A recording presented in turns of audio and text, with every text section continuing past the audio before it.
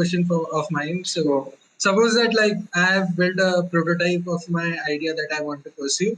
So what should I do next? How should I pitch for funding? What should be my approach? And assume that like I have single-handedly created that product, and now I have to build my team. I have to pitch to investors. I have to gain some fund in order to build my team and launch my product. So like, how should I proceed? Sure. So I'll put it up generally. I'll not consider factors in terms of industry and sector and all. But the first thing I would recommend you to do is that you should evaluate yourself. You should be very clear that are you ready for this? If you are, you should still question, do you need a co-founder or not? That's very important. People definitely miss that. And when you grow big, and when you build the entire company, you realize that how important a co-founder becomes, especially when you're starting for the first time. So first you should realize that are you ready for this, and second, do you need a co-founder or not? Will you be able to manage each and everything on your own, or do you need a partner?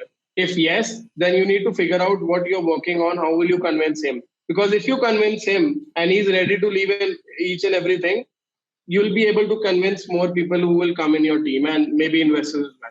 So that is one path and one way to see it. Second way to see it is you have to put why on each and everything you say. Like, for example, if I say that I'm making India's first payments app for teenagers, or if I say that I'm building a debit card for teenagers, I'll always question why.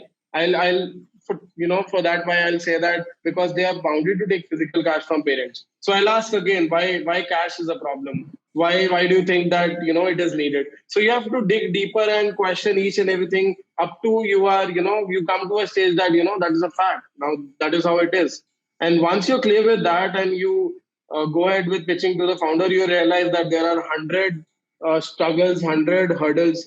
And of course, if the co-founder convinced very easily, I'm not sure if you are looking at the right co-founder, because he should really evaluate you. He should really question you each and everything you're working on. And post that, once you have him on board, your goal is simple. You have to validate the hypothesis. Whatever you are stating, obviously you have concepts, you have 5 whys answer to you, but you have to prove it. To prove it, there are 100 ways. For some sectors, it is traction, for example, social media, content, for example, company like a YouTube, or where there are question answers. The content companies may be vernacular as well. These sectors need traction. If you don't have traction, if users don't love your product, you can't go out of maybe raising funds or making money for that sake. And if you are in a company where decision making is more important in terms of fintech, so fintech, there are 100 hurdles which are not seen right now, in terms of fraudulence, in terms of terrorist attacks, in terms of people trust you with their money, people saving money or adding money to your platform and stuff. So in that case, people generally want your decision making skills. People generally want your risk taking abilities, your vision that if this happens, what to do and what to not. So at that stage, in these sectors, like for example, if you go for satellites and stuff, in these things, obviously technology matters, but also people and investors try to evaluate how do you see the vision, and do you have a plan B, C, D or not? Are you ready to fail or not?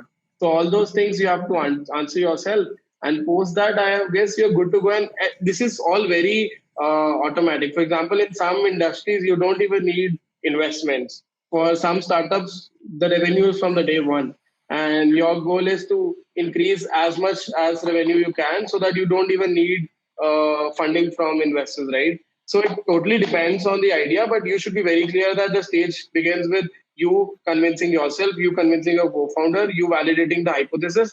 And if the hypothesis is proven, now you want to grow, and that growth needs money, you can definitely reach out to investors. And if you are very much clear and the last 3 steps were correct, you'll get money, and post that you can definitely build up what you want and grow users and grow a big company and make things for people who want. Okay, Yeah. so for